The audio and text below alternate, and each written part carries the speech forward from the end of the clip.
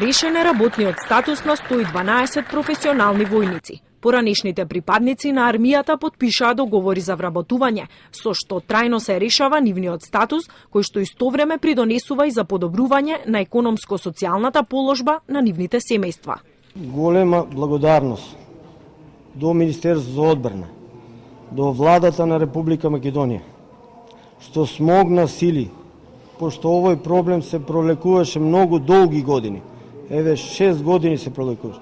Што изнајде начин за да не запосли во институциите на системот на Република Македонија.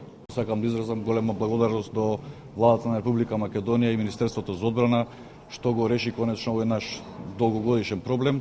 Премиерот за спроведување на изборите Емил Димитриев истакна дека како и досега и во иднина во владата ќе имаат искрен партнер кој ќе продолжи посветено со работа, нови мерки, проекти, отвореност и блискост да ги поддржува граѓаните на Република Македонија. Познавајќи ги вашите одлични работни навики, вашата одлична подготвеност и вашата посветеност, докажана како во земјата така и надвор од неја во мировните мисии, убеден сум дека одлично ќе се снајдете и на новите работни места на кои ќе бидете распоредени и дека институциите во кои ќе продолжите да работите во овој момент добиваат исклучително професионален кадар.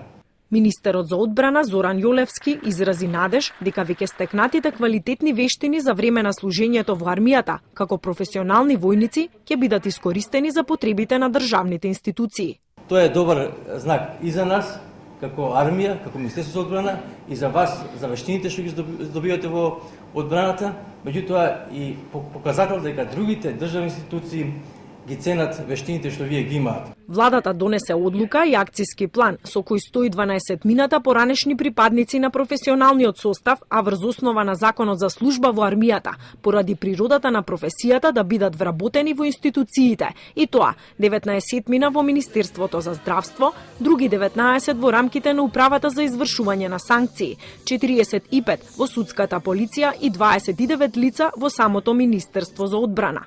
Се работи за лица кои што го исполниле професионалниот договор за служба во армијата и со навршување на старосната граница од 35, односно 38 години, тој договор престанал да важи и потоа останале невработени, а врз основа на Законот за служба во армијата поднеле барање за вработување во државните институции.